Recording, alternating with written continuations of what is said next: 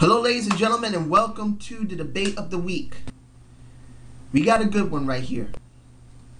Backlund versus Angle. Yes, ladies and gentlemen, I'm doing the Backlund versus Angle debate of the week. Seeing who is the better wrestler, an all-around performer. Now, what we have here is men in two different eras. You have Mr. Bob Backlund, and he's called Mr. Bob Backlund for a reason, which I'll get to in a minute. Mr. Bob Backlund came during the golden era or pre-golden era of WWF easily.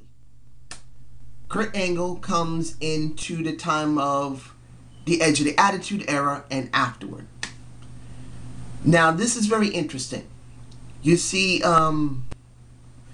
since both men have never had a chance to wrestle one another, the comparing of the two with their characters, their in-ring performance, their mic work is very subjective. You see, even though both men had a chance to talk, both men showed how good they were in wrestling other wrestlers, wrestling in general, it's subjective. You see, you got an Olympic gold medalist going up against a man who doesn't even come close to that criteria, because Kurt Angle is an Olympic gold medalist. He is.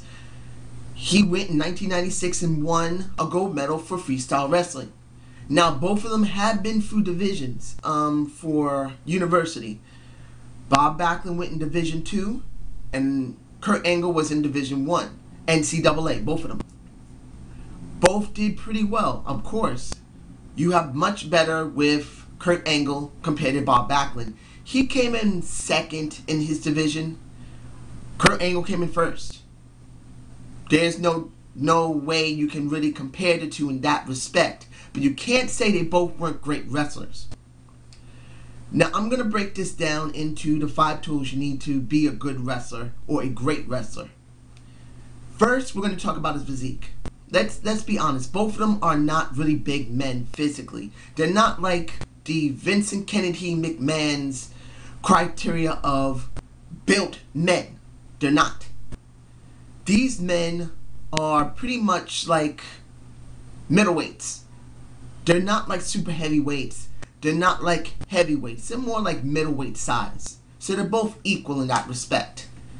When it comes to their mic work, now there's a little story that I understand that I'm going to say, and some actual factual proof. When I was young, and I've said this many times in some of my videos, the only person I can remember the most vividly, clearly as a child, who was my first wrestling experience, it was not Hulk Hogan, it was not superstar Billy Graham, it was not the British Bulldog or Davey Boy Smith, it wasn't Bruno Sammartino, but I did see him when I was very young. The person to me at the time when he was named was Bob Backlund. I remember seeing him. He was one I remember seeing when I was very, very young. Peter Maivia, I do remember seeing him a little bit, but honestly, Bob Backlund is the one I remember the most clearly back in maybe 1979, 1978. I was 6 to 7 years old.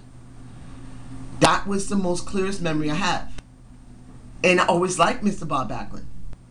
Simply because at that time, being so young, I thought he could out-wrestle anybody. I thought, if I remember when I was really young, he could have taken Bruno Sammartino on and kicked his ass. That's how I felt at the time. Now at that time, before he came to the WWF at the time with Vince Jr., I cannot remember who the promoter was for the, I think it was the AWA he was involved with at the time, or the NWA. I cannot remember, so I'm sorry. But the promoter at the time, who was friends with Vince Jr., said, I got this guy here, he's a great wrestler, but you know what? He sucks. He just doesn't have a character that can get over with the crowd. He can wrestle great, but he just doesn't have it. And he said, why don't you give him to me and I'll make him a star and you watch people love him. He said, what? Please, it ain't gonna work. Give him to me. So this promoter released him to Vince Jr. Vincent Kennedy McMahon, and Vince made him a champion for about 6 years. And he got over in New York. He did.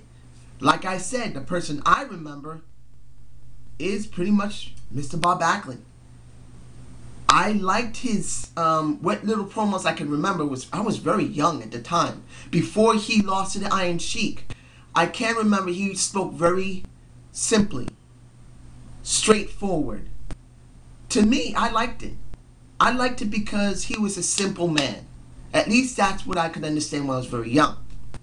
So, sorry, my leg's hurting. When it came to me, when it came to that, I felt that Mr. Bob Backlund was that good at that time. Now, when it comes to this, for Mr. Bob Backlund, he held that title for 6 years. Then he held it again later briefly in the 90s after he faced Bret Hart, and I still don't understand, from what I understand at the time, because like I said, I wasn't watching after 1992 to 91. I had a lot going on. Not very well anyway, I was sporadic. That he lost the belt to Diesel, which was stupid. He should have been allowed to keep that belt. But to me, Mr. Bob Backlund was one damn great character. He was. Now, when it comes to Kurt Angle, you already know what's going on with Kurt Angle. He went for the Olympics. He's gone through NCAA, just like Mr. Bob Backlund did. And then he went to the WWE. And I believe he was shortly in WCW. Very shortly. He has gone up and won every belt there is in the WWE. He's a Grand Slammer. He's won everything. Now, Mr. Bob Backlund, and comparing belts, there is no way to compare. We're not going to do that, even though it's obvious that Bob Backlund does not have the same amount of belts as Kurt Angle. He doesn't. No way you can say that Bob Backlund has it. But a person who has more belts does not mean they're a better wrestler or character. They're not. I mean, you could see Jerry Lawler. He has 125 belts under his weapon. Well, his record. It's obvious. He has the most belts that any wrestler's ever held in history. I like Jerry Lawler. I think he was a great wrestler. I think he was a great heel commentator, and not a bad face. But that doesn't mean he was great compared to someone who's had less belts. Look at a Hulk Hogan. He doesn't have the same amount of belts as a Jerry Lawler, but he's remembered as one of the greatest wrestlers in history, not because for the sheer number of his winnings and sheer number of belts. It's because of what he did. Now that's the thing we're going to focus on, ladies and gentlemen. When it comes down to it, we're going to be going across let's go through the mic skills right now. Both wrestlers had the ability to talk. Bob Backlund, or Mr. Bob Backlund, really, he's had other people talk for him most of the time. But honestly, he is not known for his mic work. He's not. He's known more for his wrestling and his in-ring work. At least in the beginning to the middle of his career. At the end, it's different. Because of what happened with Bret Hart, he really showed a huge change in his character. He went from being a face for at least 6 to 8 years to about maybe a year or so, because he didn't stay in WWE long. Say about a year maybe, at least a little more. I don't really know, but he stayed in there long enough to transition from a face to a heel and got well over with the crowd. And his mic work was way better then than it was when he was in the golden age of the WWE. When it comes to Kurt Angle, he has been face, he's been heel. He has acted really naive and innocent to acting vicious and destructive. I would say in that respect, Kurt Angle gets that for only the sheer reason that he had more time to work on his going back and forth, because he varied his character. He's gone from heel to face. Mr. Bob Backlund only mainly stayed as a face about 90% of the time, and the last 10% of the remaining part of his career, which was in the 90s, he was a heel. more impactful in their promos and their character. I really believe that the one that's more memorable will be Mr. Bob Backlund, because when he transitioned from a face to a heel, people ate it up back then. And I think that was just at the edge of the Attitude Era. It was in like the mid-90s to early to mid-90s. It wasn't during the Attitude Era, it was just before it. But the point of the matter is that before the transition over from Golden Age to Attitude Era, he was there. And he really helped a lot. Particularly when it came to Bret Hart. I mean, they really didn't wrestle each other that much during the 80s. In the 90s, they did their little bit, which was great. I managed to catch some of it on YouTube. I enjoyed those matches. And Bret Hart at that time in the 90s was a much more polished performer. During the 80s when he was in the Hart Foundation, he was a good wrestler, but he had almost no character. By the 90s, his character progressed enough that he could work on his own. He was much better, even though they wanted to separate because they wanted to try to do something different. He was much better on his own at that time because he had better character development. And Mr. Bob Backlund really helped a lot, along with Stone Cold Steve Austin, at least by my humble perspective. But really, I think Mr. Bob Backlund will be better in that respect.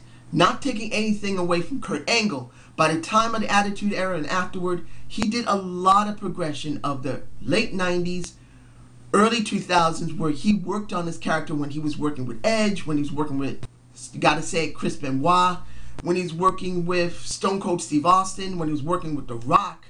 A lot with Edge. From what I saw, Edge really helped out a decent amount when it came to Kurt Angle's character. I know people are going to say Edge is not even close to a Kurt Angle. True, but Edge is known, by the time he changed from the Brood over to the Rated R Superstar, he really did a lot of great work. Adam did. So I really believe that between the two, when it came to impactfulness in their promos as well as their character, I believe that Mr. Bob Backlund was better. In-ring work. Totally different types of styles, even though they're very similar. When it came to Kurt Angle, the moniker of the Olympic gold medalist followed him into his wrestling, in his matches with people, because people always refer to him as doing something like Olympic wrestling. That's just my perspective. I'm not saying that's true. That's just how I feel about it. When it comes to Mr. Bob Backlund, it's a little different. Because he came in the golden age of wrestling, huge spots were not really in his criteria, in his repertoire. When it came to Kurt Angle, by the time of the 2000s, especially from what I saw when he broke Hardcore Holly's arm and did that moonsault off the top rope, shit, man. When I saw that footage, I said, oh, damn, you can literally see his entire elbow just snap and move back. And I'm going, damn. He didn't really think about how he landed on the guy. He just did it. But honestly, you could say Kurt Angle was more varied in his wrestling because he did what many people thought was somewhat amateur wrestling mixed with a lot of high spots. When it comes to Mr. Bob Backlund, he was more old school. He was basic wrestling, didn't do no real jumps off the top rope. He ground and pounded you. I believe he was also called like a shooter because he didn't joke around. If you pissed him off, he would put you in a real lock, which they do actually, ladies and gentlemen. Anyone who's casual doesn't know this. For really good wrestlers, if they really know how to wrestle amateur as well as the technique for professional, when you really piss them off, or if you're disrespectful while the match is going on, when it's still pretty rough in there, they will put you in a real hold and hurt you. If you actually think that's totally fake where the hold won't hurt, believe me, you can get badly hurt in these types of matches, especially if it's from a real shooter who gets pissed. He will put you in a lock and actually hurt you. And I believe that when it comes to Mr. Bob Backlund, Kurt Angle the same way. He could do actual shoot. But I believe Mr. Bob Backlund was more of a shooter than Kurt Angle. He really is. Because he came from a different era. And shoots really were in the criteria that you had to show respect. So I believe when it came to really doing really good work in the ring, I believe Mr. Bob Backlund is better. Not taking anything away from Kurt Angle. Now, when it came to managers, I do not remember who was managing Mr. Bob Backlund. It could have been Classy Freddie Blassie. That could have happened. I cannot remember exactly. But there have been several people who have managed both of them. No problems. That's actually good. Sometimes you need a manager to help you. Sherry, I know, was working with Kurt Angle at one point. I believe Classy Freddie Blassie was working with Mr. Bob Backlund. And they both helped their characters along. Who was better in that? I'm going to say if it was Classy Freddie Blassie, I'm not sure if he was his manager at the time. I'm sorry, ladies and gentlemen. But if he was, I believe he was a much more stronger manager than Sensational Sherry. And I love Sensational Sherry. When I was a kid, if you had asked me when I was a teenager, who do you believe the female manager was better? And I love Miss Elizabeth. But I believe Sensational Sherry was more fun because she was a lot more involved. More sexy because at the time, honestly, and Miss Elizabeth had a beautiful body. I can understand why Mr., and I'm saying Mr. because he really deserves it, Macho Man Randy Savage, he deserves respect. I'm giving it to him. And he married her. But the one who looked to me to have the more stronger curves, because you got Elizabeth who had nice curves, and then you had Sherry who had whoop, and that, at least at that time, I thought Sherry was more heavy-chested. And I'm probably correct. Either she had a boob job or her boobs were big anyway. That's the one I liked. And I did like her character. She spoke well. She was really loud. She would go at you. And I could say that Sensational Sherry really did great work with Kurt Angle. You could say that. But this is Classy Freddie Blassie, if it is him. Like I said, a lot of the earlier managers at the time really gave a enrichment to their wrestlers.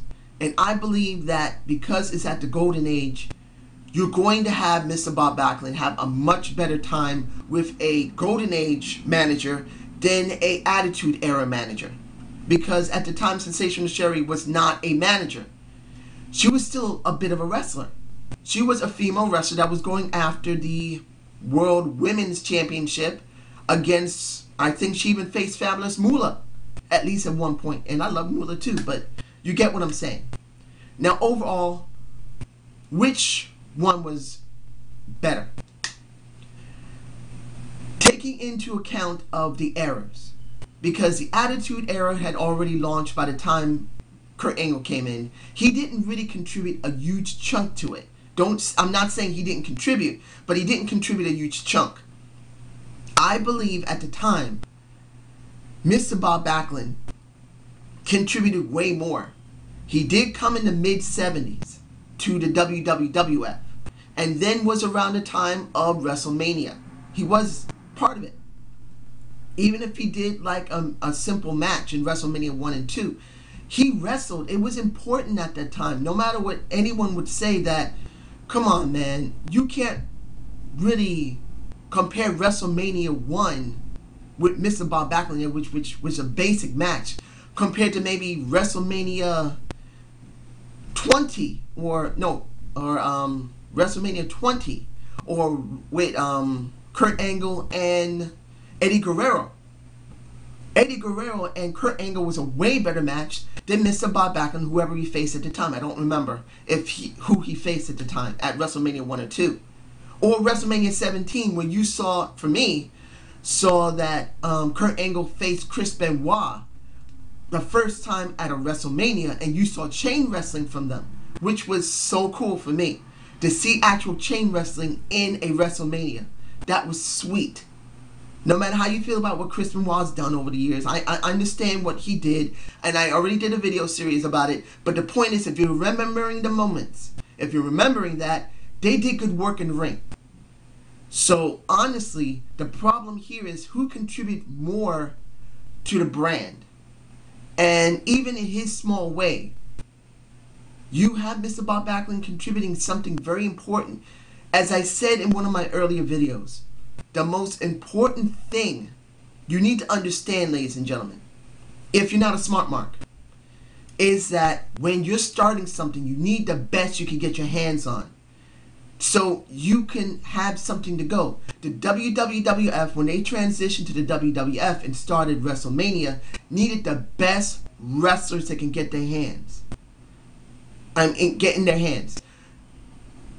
Bob Backlund, Mr. Bob Backlund, the great Mr. Bob Backlund, was needed. Really.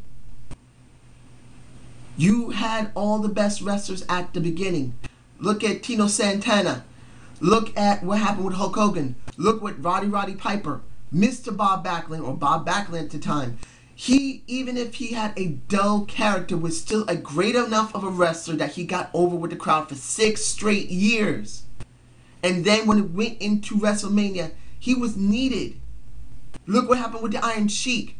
Iron Sheik could say whatever you want, but that's the Iron Sheik. He was needed at the time, and he was such a great wrestler, great character.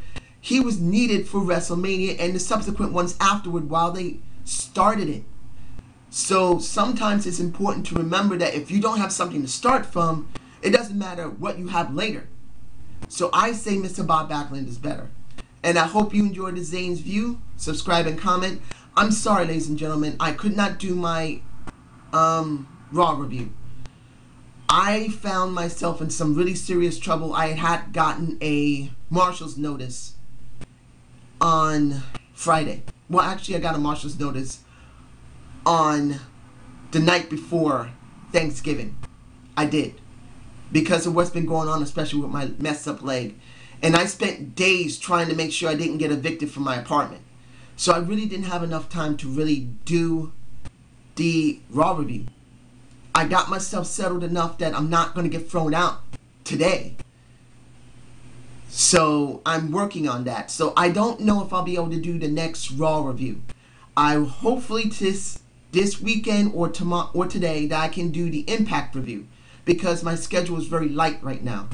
At least until someone calls me and I got to do something in an appointment, as far as I don't know. Because I have to be called for something. And if I get it, I got to go, and it may take me all day, maybe part of the evening. But I'm going to see if I can do the TNA review today or tomorrow and get it to you as soon as possible.